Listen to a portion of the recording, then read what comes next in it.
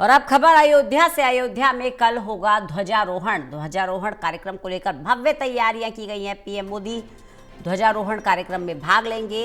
अहमदाबाद में तैयार हुई है राम मंदिर के शीर्ष पर लगने वाली ध्वजा।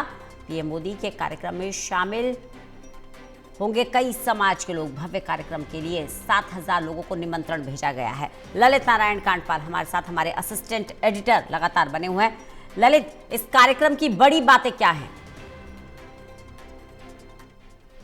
भव्य कार्यक्रम कल होने जा रहा है। प्रधानमंत्री नरेंद्र मोदी की मौजूदगी में ये पूरा कार्यक्रम होगा और प्रधानमंत्री नरेंद्र मोदी इस कार्यक्रम में भाग लेंगे। और 4 किलो की ध्वजा है रंजना, वो जो कल जिसका ध्वजारोहण किया जाएगा राम मंदिर के शीर्ष पर, जो है कहा जा रहा है कि इस ध्वजा का ध्वजारोहण किया जाएगा। इस मौके पर प्रधानमंत्री नरेंद्र मोदी मौजूद रहेंगे।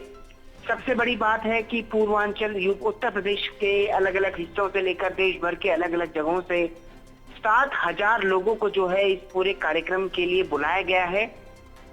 और सबसे बड़ी बात है कि कल के कार्यक्रम में इस मौके पर जो है कई जातियों का प्रतिनिधित्व भी हमको देखने को मिलेगा, जिसमें जितनी भी बैकवर्ड जातियां हैं उन सभी के प्रमुखों को जो है इस कार्यक्रम में बुलाया गया है। यानी कि उनको एक सम्मान देने की जो है एक तरीके से कोशिश दी गई है।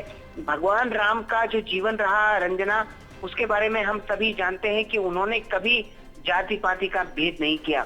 वो शबरी के बेर खाने से लेकर निषाद राज की नाव में सफर करने तक, उनको मुद्रिका देने की तक, और उनके लिए बाद में फिर उनको राज्य स्थापना करवाने तक कई ऐसे मौके आए जहां पर भगवान राम ने ये साबित किया कि जाति पाति का भेद समाज को कमजोर करता है। और उसी दिशा में आगे बढ़ते हुए कल का जो कार्यक्रम होने वाला है उसकी थीम भी उसी दिशा में आगे बढ़ने वाली है। और सबसे महत्वपूर्ण बात यह है कि जिस तरीके से इस कार्यक्रम को रखा गया है वो अपने आप में भव्य कार्यक्रम है और प्रधानमंत्री नरेंद्र मोदी की मौजूदगी इस कार्यक्रम को और भव्य बनाएगी। अब मुख्यमंत्री योगी आदित्यनाथ ने भी लगातार वहां पर जाकर तैयारियों का जायजा लिया है। राज्य सरकार की ओर से भव्य तैयारियां की गई हैं। अयोध्या को एक बार फिर दुल्हन की तरह सजाया गया है। इससे पहले हमने देखा था कि जब प्राण प्रतिष्ठा हुई थी भगवान राम की, तो उस वक्त किस तरीके का नजारा पूरे देश में था। और आज जब ध्वजारोहण का कार्यक्रम हो रहा है, आज इस ध्वजारोहण के कार्यक्रम के साथ ही जो है राम मंदिर का निर्माण भी जो है एक तरीके से पूरा हो जाएगा। और अब जो है एक तरीके से कहा जाए कि सबकी नजरें जो है कल होने वाले ध्वजारोहण कार्यक्रम पर लगी हुई हैं। जी, सबकी नजरें ध्वजारोहण कार्यक्रम पर लगी हुई है। साथ ही साथ जो जानकारी मिल रही है ललित, अहमदाबाद में तैयार हुई है राम मंदिर के शीर्ष पर लगने वाली ये ध्वजा।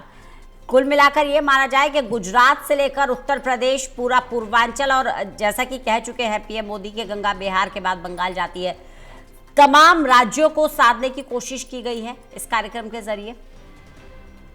बिल्कुल, देखिए, और इसको राज्यों से कहना एक तरीके से और बेहतर ये होगा कि इसे पूरे देश को एक तरीके से इस कार्यक्रम के जरिए एक बार फिर जोड़ने की प्रक्रिया है। ये कोशिश है कि एक बार फिर से जो है कल के दिन में जो है अगर ये पूरा कार्यक्रम होता है तो कल के दिन में जब ये पूरा कार्यक्रम होगा तो एक बार फिर पूरे देश के लोग इसमें कार्यक्रम में शामिल हों।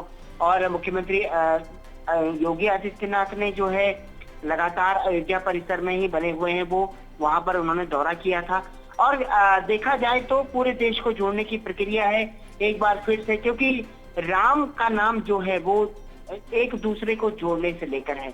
राम का नाम कभी ना उन्होंने जाति का भेद देखा, ना उन्होंने किसी भी व्यक्ति की हैसियत का भेद देखा, और ना उन्होंने कभी भी ऐसा देखा कि ये समाज में भेद देखा। तो राम का नाम जोड़ने का नाम है। तो कल जो है एक बार फिर पूरे देश को जो है जोड़ने की प्रक्रिया हमको देखने को मिलेगी।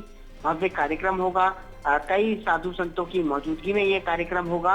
और ये जो पूरा कार्यक्रम है इसमें जो है कल हमने देखा था कि योगी आदित्यनाथ जो है वो 3 बजे वहां पहुंचेंगे और उसके बाद जो है ये पूरा कार्यक्रम जो है होने वाला है। जी, चलिए, बहुत बहुत शुक्रिया ललित इस जानकारी के लिए।